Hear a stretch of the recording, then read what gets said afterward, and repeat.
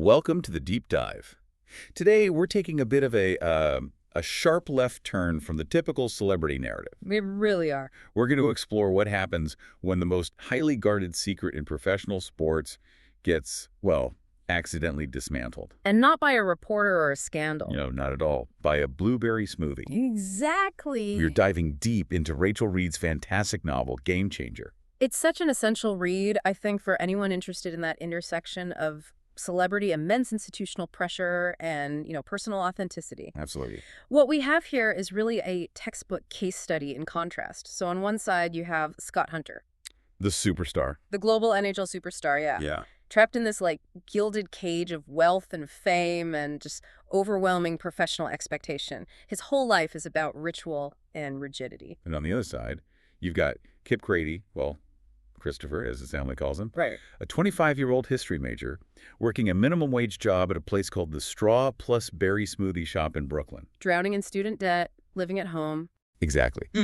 But he's desperately trying to claw his way into a meaningful career. He is the definition of grounded and messy and real. And it's important to set the context here. This is a romance novel. Yeah. The publisher, Carina Press, has what they call a romance promise, which guarantees an HEA or an HFN. Happy ever after or happy for now. Right. So we know the destination, we know it's going to end well. But the beauty of this book is seeing just how incredibly high the stakes are for Scott Hunter to even begin that journey. And that's really the mission for our deep dive today. We're going to unpack how Scott's almost absurd dedication to sports superstition. Specifically, this lucky smoothie. Yes, this lucky smoothie forced him to confront the lie he was living. And it ultimately leads to this massive personal and professional earthquake. It's a spectacular journey. He really is. And it all starts with the most mundane of interactions you could possibly imagine. Okay, so let's lay out the source material and the key players in a bit more detail. Scott Hunter, he's the captain of the New York Admirals. 28 years old, the face of the franchise. He's the guy you see on the sides of buses, right? He's got Hugo Boss campaigns. He was named to the 50 most beautiful people list. He's living this life of just utter luxury. He has an entire floor of an exclusive Manhattan apartment building. Floor-to-ceiling windows, the whole deal. But all of that external perfection is hiding this deeply closeted gay man whose whole existence is just suffocated by the fear of being exposed. He literally has everything except control over his own life, his own heart. His life is a performance. It really is. It's all designed to meet the expectations of his agent, his sponsors, the league, his teammates, everyone. And then you have Kip Grady. Who is the complete opposite of that manufactured perfection. Right. He's smart. He's a little self-deprecating, a history major.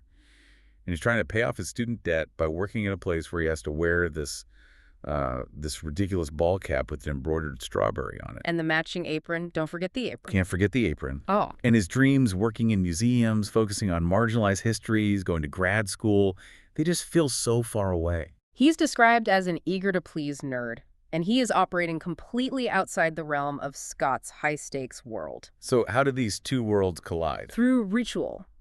Through the one thing that really defines the professional athlete. Superstition. Okay, so Scott is in a brutal on-ice slump.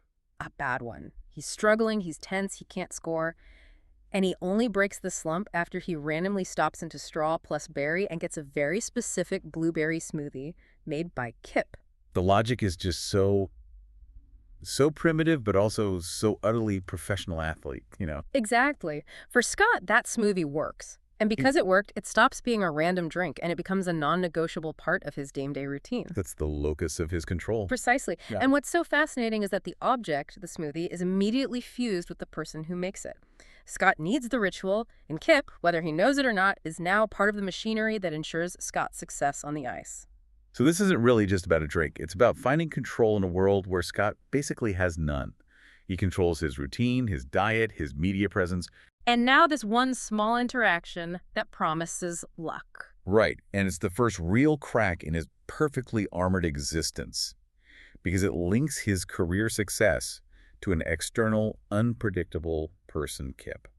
And that first meeting, that meet-cute, it's just steeped in this contrast. Kip is hungover, he's distracted, he sees Scott in these absurdly tight, expensive workout clothes. And describes him as volcanic hot and not looking real. Yeah, he's immediately starstruck and so self-conscious, he feels giddy when Scott even says his name, but he's also deeply aware of the massive gulf between them. So Kip sees a superstar. What does Scott see? Scott sees a necessary piece of the machine, Hmm. but he's also attracted to that piece of the machine. Oh. So when Scott comes back a second time, Kip's coworker, Maria, she spots the chemistry instantly. She tells Kip that Scott is completely into him. But Kip is in total denial. Complete denial. He just clings to the superstition explanation. He's thinking, Scott's just weird. He's definitely not interested in dudes who work at smoothie shops. He's already internalized that huge disparity between them. And it's a physical disparity, too, isn't it? Oh, absolutely. Scott is the image of athletic perfection in designer Under Armour. And Kip describes himself as an eager-to-please nerd in a fucking dumb apron and a ball cap with a goddamn strawberry on it. Almost a Cinderella setup. It is, Yeah. but the power dynamic is established right away by Scott's overwhelming fame and Kip's, relative anonymity and lack of resources. And Kip, in that eagerness to please, he lets Scott define all the terms from the very beginning. He does. Scott starts coming back every game day, cementing the routine, but also building this undeniable, intense physical chemistry between them. And Scott, he uses his celebrity privilege and eventually offers Kip tickets. Not just any tickets. No, phenomenal seats. 6 rows from the ice on the blue line, facing the home bench. He's showing off his world, his access. Yet he immediately denies the intimacy of it. Right, it's not a date, he says. He gives Kip 2 tickets and specifically tells him to bring a female friend, Elena. And that's the first real signal Kip gets. Scott's life requires a performance of heterosexuality. And Kip needs to participate in that performance, even in these tiny ways, if he wants to stay close. Yeah, and you can see the early toxicity of the secret already starting to creep in. Absolutely. Scott is clearly drawn to Kip. He clearly wants him in his world. But only on terms that require Kip to deny the reality of their connection. So let's follow that path, because the next step is the first date, and it perfectly highlights Scott's terror and the impossible hoops he feels he has to jump through. Okay, so Kip is working a catered event. It's a children's hospital fundraiser, and he's wearing a borrowed tux. Scott shows up. Just to grab him for a late-night discreet dinner. And Scott goes to these absolutely insane lengths to make sure it's discreet. He can't just walk out in public with Kip, even late at night. The book details him frantically going into a bodega to buy the most generic tourist camouflage gear you can imagine. A Brooklyn hoodie and an NYC knit hat. Yep. This is a multi-millionaire NHL captain dressing up as a lost tourist just so he can grab a 20-minute dinner with a man he's desperately attracted to. The absurdity of it just speaks volumes, doesn't it? It does. It's not just paranoia. It's the operational reality of his life. His fear isn't abstract. It's rooted in the constant vigilance he needs to protect his brand. And that dinner is agonizingly tense. Oh, yeah. Scott is quiet. He can't eat. He's fidgeting. And Kip, because he's so insightful and grounded, he recognizes the signs. But he figures it out. He realizes Scott isn't just shy. He's deeply closeted and looking for discreet action, not a real relationship. And Scott's confession pretty much confirms this. He admits he's never dated anyone. Never. And he's never brought anyone back to his apartment, that luxurious fortress with the floor-to-ceiling windows. Which is the physical manifestation of his success, but also his isolation. It's a gilded cage. And Scott's terrified admission that he has spent the last decade living entirely alone, professionally successful, but just personally hollow, that's what hooks Kip. Kip sees past the fame. He sees the tortured human being underneath. And so, Kip agrees to Scott's terms, at least at first. He sees it as this profound honor that Scott trusts him enough to break this decade-long solitude. The need for secrecy is established as absolute. Yes. Scott says, I can keep a secret, and Kip gives him that quiet, reassuring promise back, I can keep a secret. But that bargain is immediately dangerous for Kip, isn't it? Incredibly. He knows he can't ask for more than this clandestine arrangement, but Scott's requirement for silence and anonymity instantly starts to dictate Kip's own social life and his emotional state. He has to become Scott's shadow, his safe harbor, away from the world. And that brings us squarely into Act 2, where the institutional pressure Scott faces starts to justify but also ultimately poison their arrangement. We really need to spend some time analyzing the environment Scott operates in, the NHL. Yes. Scott's core belief is the engine of this entire conflict. He believes no NHL player was ever gay. And whether that's factually true or not, and we learn later his agent suggests it isn't, that perception is his reality. Right. He operates in a rigid, deeply heteronormative and, historically homophobic culture. The book is really explicit about this culture. It pulls no punches. Scott constantly hears homophobic slurs on the ice in the locker room. They're used casually, frequently. And there's the overwhelming expectation of marriage, having a conventional family. And all the standard activities that go along with being a top athlete. The poker, the golf, the strip clubs, dating puck bunnies. So being gay, in Scott's mind, is seen as a professional liability at best. At best. At worst, it's a sign of weakness or something to be disgusted by. And we have to remember, Scott isn't just a player, he's the captain of the New York Admirals. A huge responsibility. He's responsible for managing team morale, dealing with internal drama like getting rid of Frank Zola for bad behavior, and he has to keep the team focused as they head into the high-pressure cooker of the Stanley Cup playoffs. His life is already owned by the team, so adding a scandalous personal revelation feels, to him, like professional suicide. It's the ultimate internal conflict. And the source material offers this fascinating insight into how Scott tries to rationalize his fear by watching his teammates. He looks at his core group of friends, Carter, Huff, and Bennett. They're all massive superstars, but none of them are perfect molds. Let's unpack that a little. Yeah. He sees Carter, who's black, subtly dealing with racism. Right. He sees Huff, who's listed at 5'8", constantly having to prove himself physically in a sport full of giants. And then there's Bennett, the mild-mannered superstar goalie. The intellectual with an English degree who actively avoids the typical partying scene. So Scott uses these observations of their otherness, their subtle differences from that hypermasculine, idealized hockey mold to comfort himself. He does. He feels a kinship with them because they, too, are navigating a space that doesn't fully accommodate who they are. But here's the tragic irony. While he sees their differences, his own difference is the one thing he won't share. Exactly. It's the one secret he is convinced will cost him their support, his chosen family. He uses their acceptance of their own quirks to justify hiding his fundamental truth.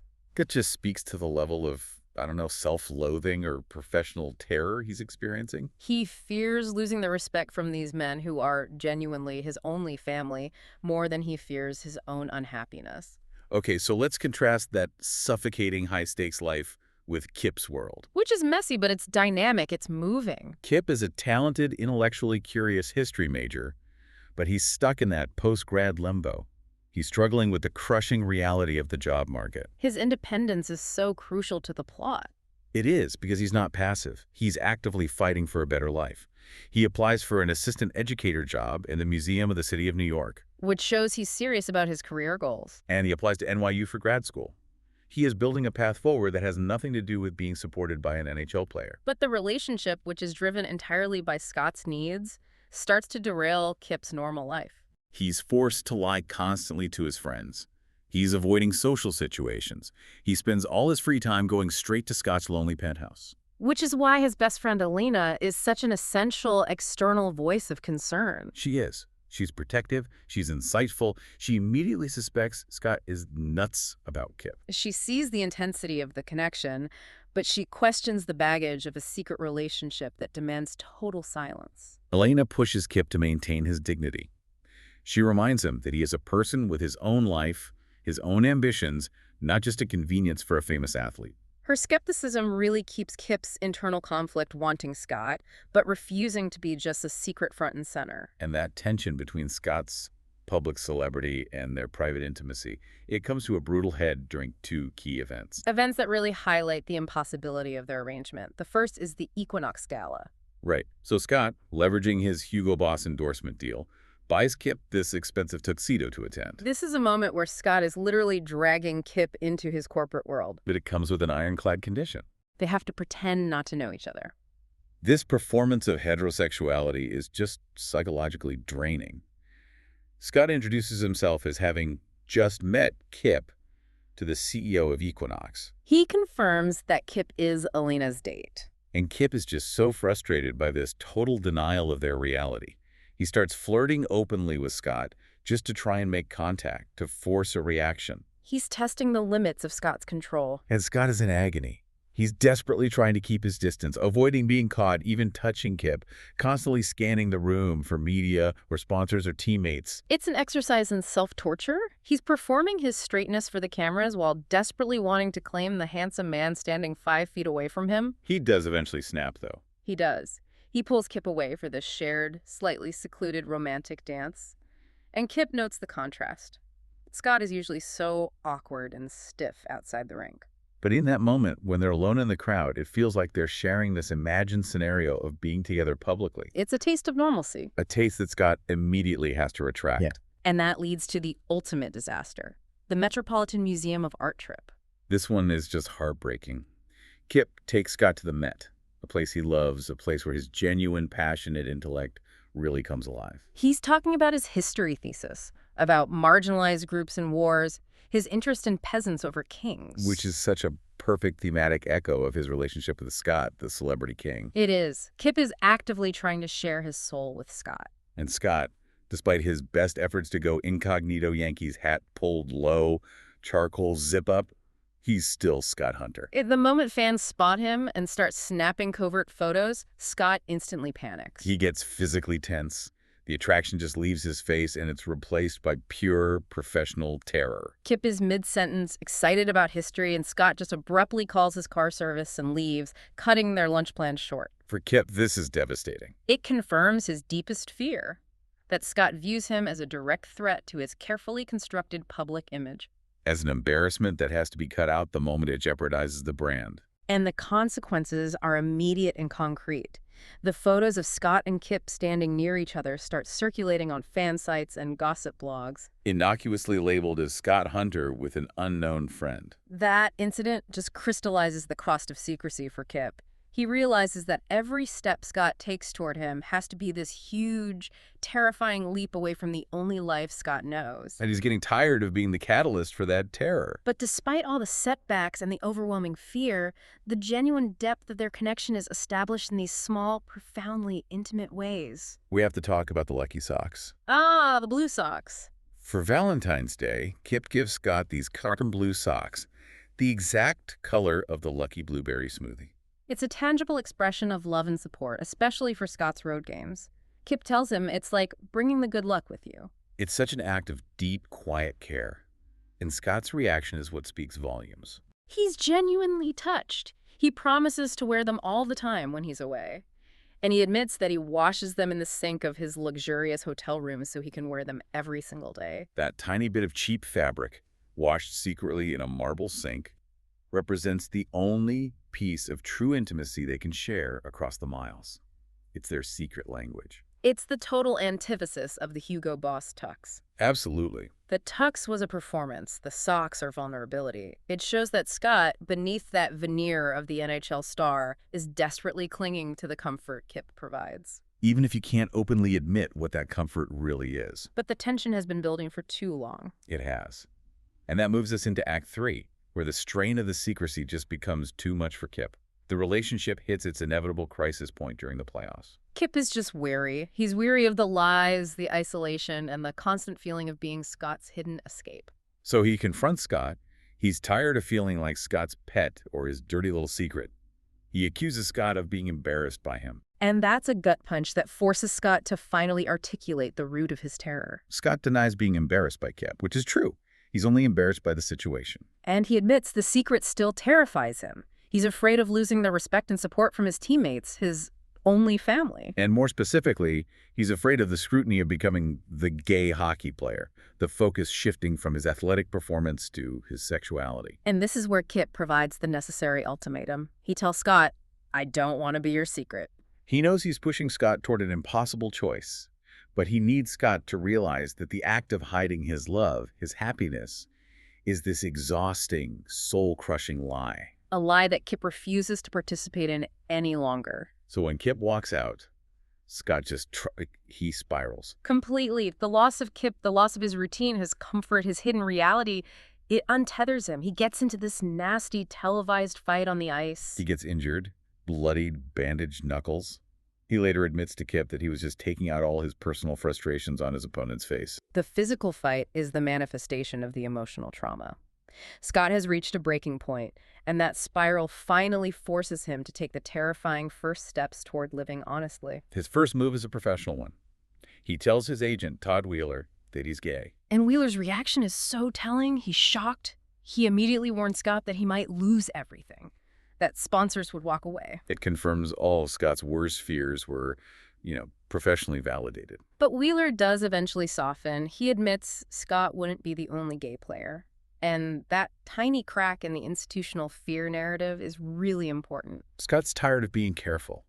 And this conversation is the first formal admission that forces the people who control his career to start managing a truth rather than a lie. But the real emotional climax of this act is when Scott comes out to his core friends, his teammates. Carter, Huff, and Bennett.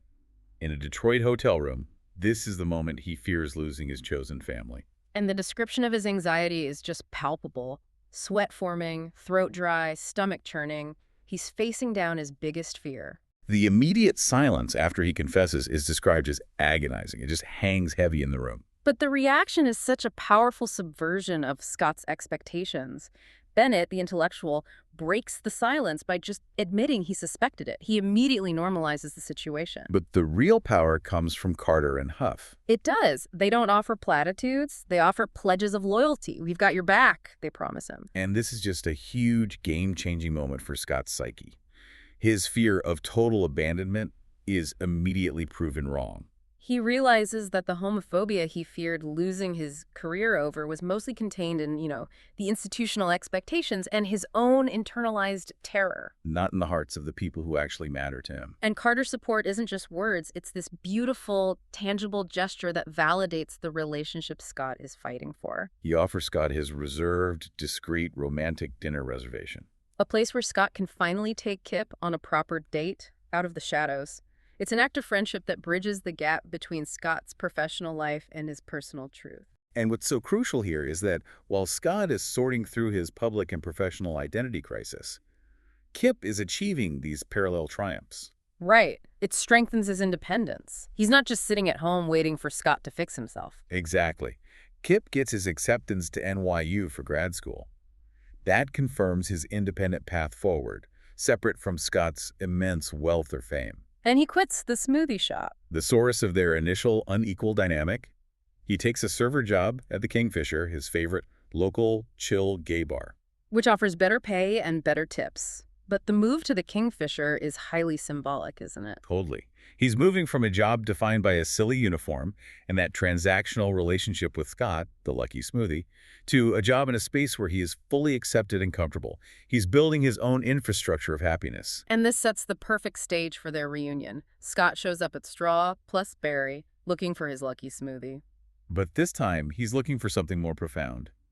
He admits he wants to return to basics, to the beginning of what made him happy. And Kip, who is now buoyed by his NYU acceptance and his new job, he agrees to talk. He's meeting Scott as an equal now, not as the self-conscious barista. And Scott confirms he's ready to figure things out, but first, he wants to take Kip out publicly. Using Carter's recommended dark, exclusive restaurant. And the power of that first public dinner date is immense. Scott just impulsively holds Kip's hand across the table for anyone to see. It's a quiet declaration. The tension is still there. Scott is still worried.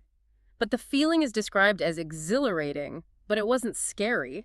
The fear is starting to recede, replaced by the genuine joy of being authentic. This is Scott's first real step out of the shadows, and it's powered entirely by Kip's insistence on dignity. And as the playoffs intensify, Scott takes two more massive, irreversible steps. The first is professional. He tells Coach Murdoch, the head of the institution he fears most, he tells him he's gay right before the final series. Scott's expectation is, what, institutional shock? Maybe even being benched? The moment is so highly charged. But Coach Murdoch, after this tense pause, Scott fears he's told his coach he's a wizard, or something equally unbelievable, is supportive. And even proud. Love makes men do all sorts of dumb things, he tells Scott, which immediately normalizes the situation. Murdoch offers to back Scott up completely, and he advises him to make the announcement quietly after the playoffs. This marks a major turn. The institutional culture which Scott feared would crush him is starting to bend. The leadership structure confirms that he won't be professionally ostracized. Okay, so that's the professional step. The second step is personal, and it seals the bond with Kip's family. Before the final cup game, Scott surprises Kip at his parents' house in Bay Ridge, Brooklyn. He just shows up at the door. Forcing himself into Kip's real, messy life. And when Kip tries to introduce Scott as his friend, Scott spontaneously cuts him off, looks right at Kip's parents, and announces, "Actually, I'm his boyfriend." This is Scott integrating himself completely. And Kip's parents, especially his father, who had already shrewdly guessed Scott was Kip's love interest, they react with total pride and acceptance. So Scott is now cemented in Kip's world, validating the relationship for everyone. This sequence of events, the blessing of the coach, the blessing of the family, it all prepares Scott for the final, ultimate grand gesture. The Stanley Cup win. The Admirals win the cup, the celebration kicks off, and the ice is just flooded with Scott's world. The wives, the girlfriends, the kids. And Scott looks out and feels this intense, unbearable wrongness of not being able to share this pinnacle professional moment with Kip, who is watching from the stands, separated by a pane of glass. This is the moment Scott realizes that if he doesn't seize control of his narrative right now, the lie will follow him forever. He chooses authenticity over expectation, over career preservation, over caution, in the most high-stakes, visible setting possible. He skates to the glass near Kip, waves him over, pulls him onto the ice near the penalty box, the most highly visible, exposed place you could be, and he kisses him. In front of the entire cheering crowd, in front of all the broadcast cameras, Scott Hunter, the face of the NHL, publicly outs himself. It's a calculated, revolutionary act disguised as romantic spontaneity. It's just glorious chaos. Yeah. And Scott immediately confirms the declaration to reporters. He says, "I was just celebrating a little with my boyfriend. I'm gay." He doesn't apologize. He doesn't retreat. He owns it. And the immediate reaction of the team is the final, definitive validation. He didn't lose his family. He expanded it. His teammates instantly rally around Kip. Huff welcomes him to the extended Admirals family. Which is such a beautiful phrase. It bypasses that traditional nuclear family model, and it validates Kip's place within Scott's professional identity. Carter and Bennett offer their immediate support, and Scott's chosen family is now entirely secure. And the epilogue just ties everything up with that promised happily ever after, but it also shows the enduring institutional impact of his actions. Yeah, right. Scott wins an award at the NHL Awards in Las Vegas. And he uses the platform, with the audience silent and tense, to dedicate the award to Kip.